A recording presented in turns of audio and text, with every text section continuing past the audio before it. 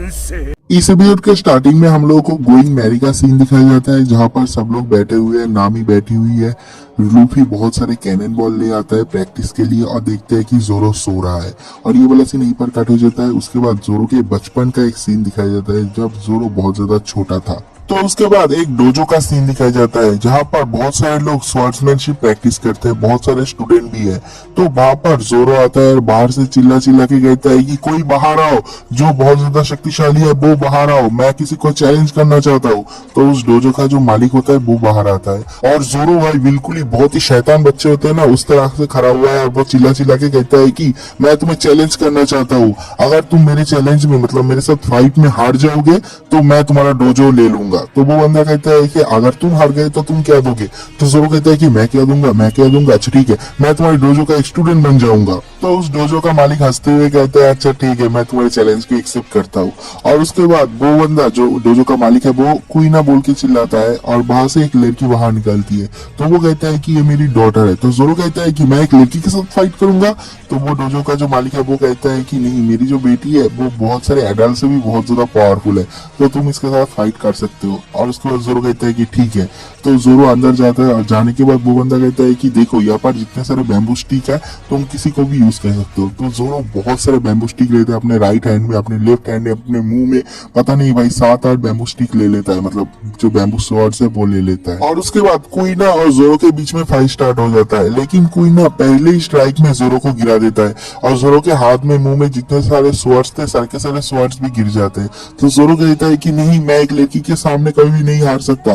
तो वो 2 स्वॉर्ड्स उठा लेता है और एक स्टैंडिंग पोजीशन में खड़ा हो जाता है। ये देखो जो कुइना होती है वो कहती है कि क्या यहाँ पर आने से पहले तुमने 2 स्वॉर्ड स्टाइल प्रैक्टिस किया है। तो जोरो कहता है कि 2 स्वॉर्ड स्टाइल नहीं, कभी भी नहीं, मेरे जिंदगी में पहली बार मैंने बैम्बू जो स्वॉर्ड होता है वो पकड़ा है। तो जो डोजो का मालिक होता है वो सोचता है कि जिंदगी में पहली बार इसने जो बैम्बू स्वॉर्ड वो पकड़ा है और वो भी एकदम परफेक्ट 2 स्वॉर्ड स्टाइल के स्टैंडिंग पोजीशन में, इस लड़के में कुछ तो बात है। और उसके बाद जोरो फिर से कुइना के ऊपर हमला कर देता है, लेकिन जो कुइना होती है वो एक बार करता है जोरो के मुंह में और जोरो वहां पर बेहोश हो जाता है और सब लोग देख के चौंक जाते हैं कि कुइना इतनी ज्यादा पावरफुल है।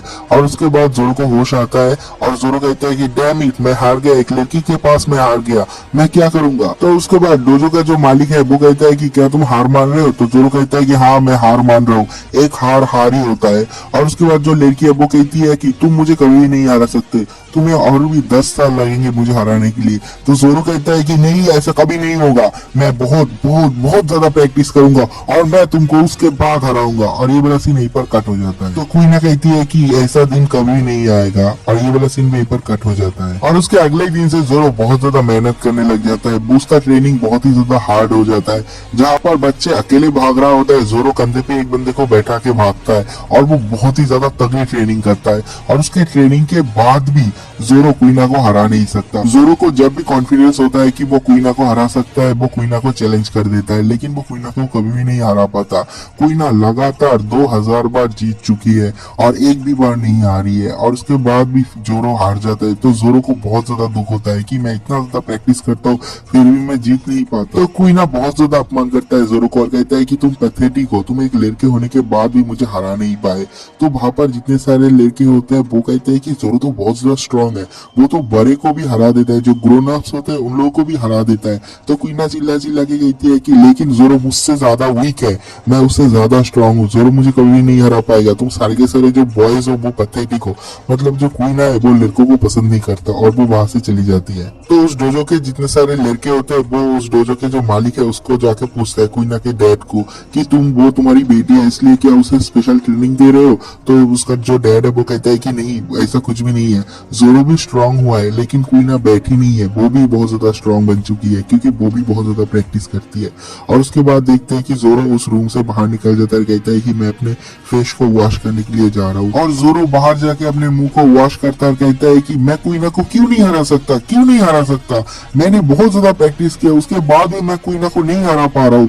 मैं दुनिया का सबसे ज्यादा स्ट्रॉन्गेस्ट मैन बनना चाहता हूँ, सबसे बड़ा स्वॉर्ड्समैन बनना चाहता हूँ, लेकिन मैं कुइना को क्यों नहीं हरा सकता। और उसके बाद जोरो कहता है कि आज रात मैं कुइना को फिर से चैलेंज करूंगा।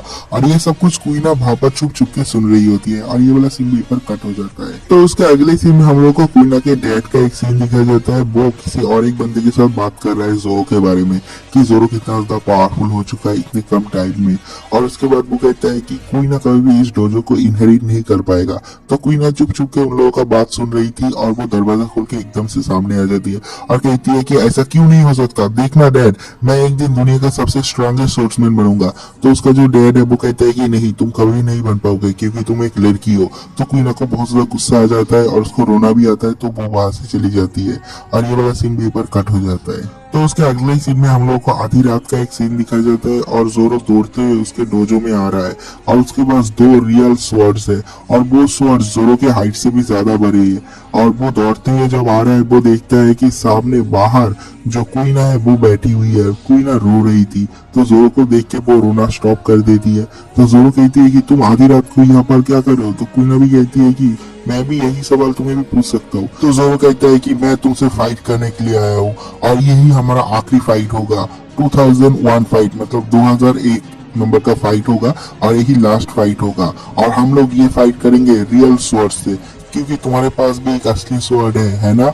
तो वो कहती है कि हाँ मेरे पास भी है। तो क्वीना भी अपनी जो असली स्वॉर्ड है वो ले आती है और उसका जो स्वॉर्ड है उसका नाम है वादो इचिमोंची। तो उसके अगले सीन में हम लोग देखते हैं कि आधी रात को जोरो और क्वीना के बीच में रियल स्वॉर्ड्समैन का फाइट स्टार्ट हो जाता है और जोरो और क्वीना के बीच में बहुत देर तक फाइट होता है। तो दोनों ही बहुत ज्यादा एग्जॉस्टेड हो जाते हैं। तो क्वीना कहती है कि ये तो असली स्वॉर्ड्स है और 2 स्वॉर्ड्स को संभालना जोरो तुम्हारे लिए बहुत ज्यादा मुश्किल है ना, क्योंकि तुम्हारे पास इनफ स्ट्रेंथ नहीं है। तो जोरो कहता है शट अप और इसी मौके का फायदा उठाते हुए क्वीना जोरो के ऊपर हमला कर देता है और जोरो को पूरी तरीके से हरा देता है और कहता है कि मेरा 2001 विन, मैं जीत गई। और जोरो रोने लग जाता है और कहता है कि क्यों क्यों ऐसा हो रहा है और बहुत जोर जोर से रोने लग जाता है। और क्वीना उसे देखती है और देखने के बाद कहती है कि तुम्हें नहीं रोना चाहिए, रोना तो मुझे चाहिए, मैं बहुत ज्यादा फ्रस्ट्रेट। जोरो तुम बहुत ज्यादा लकी हो क्योंकि तुम एक लड़के हो, मैं एक लड़की हूँ, क्योंकि मैं जब बड़ा होऊंगा तब मैं धीरे धीरे और भी ज्यादा कमजोर होते जाऊंगा।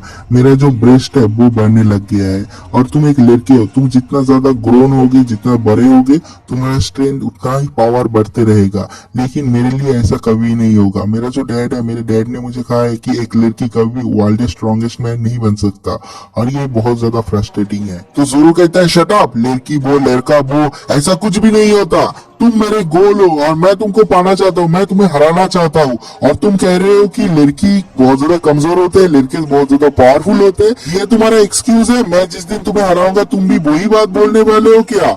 नहीं, तुम ऐसा दिखा रहे हो कि मैंने जितना हार्ड वर्क किया है वो कुछ भी नहीं है, तुमने जो किया है वो तुम्हारे स्किल्स नहीं है। ऐसा मत बोलो क्योंकि ये सारे के सारे स्किल है, लड़का या लड़की होने से कुछ भी नहीं होता।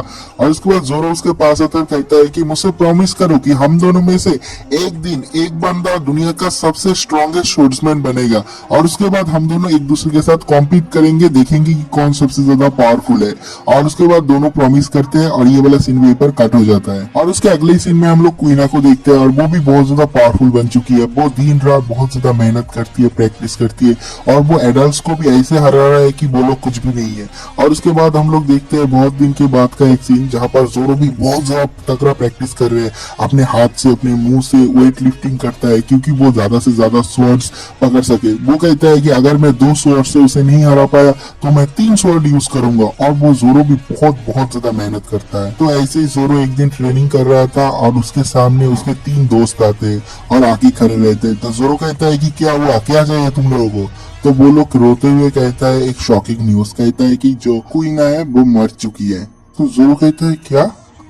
तो सब लोग कहते हैं कि क्वीना मर चुकी है। तो जोरो वहां पर जाता है और जाने के बाद देखता है कि हाँ सच में क्वीना मर चुकी है। और क्वीना को जब ले जा रहा होता है जलाने के लिए तो बाकी के जितने सारे लोग हैं आसपास वो लोग कहते हैं कि क्वीना जो है वो बहुत ही अच्छी एक लड़की थी, वो बहुत ही अच्छी एक स्पोर्ट्समैन भी बन सकती थी।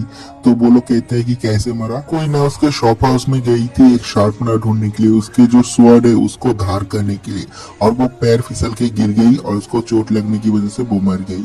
और ये बहुत ही एक शॉकिंग न्यूज था जोरो के लिए, लेकिन जोरो एक भी बूंद नहीं रोता, वो रोता ही नहीं। और ये वाला सीन भी एक बार कट हो जाता है। उसके अगले सीन से जोरो को दिखाता है, जोरो पागल की तरह प्रैक्टिस करता है, ट्रेनिंग करता है कुत्तों की तरह, मतलब सब कुछ तोड़ फोड़ देता है ट्रेनिंग करते हुए। और वो बहुत ज्यादा मेहनत करता है, और जब वो ट्रेनिंग करता है कभी कभी उसे लगता है कि उसके पीछे क्वीन आके बैठी हुई है।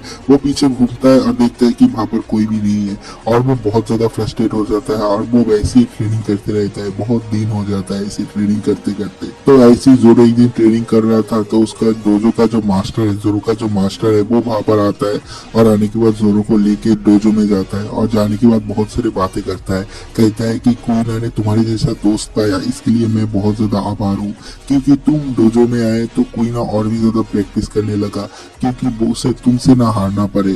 तो क्वीन अपने आखिरी टाइम में बहुत ही अच्छा टाइम बिता के गया, और इसके लिए मैं तुम्हारे पास बहुत ज्यादा आभारी हूँ। तो जोरो उसके बाद कहता है कि उसका जो तलवार है वो मुझे दे दो।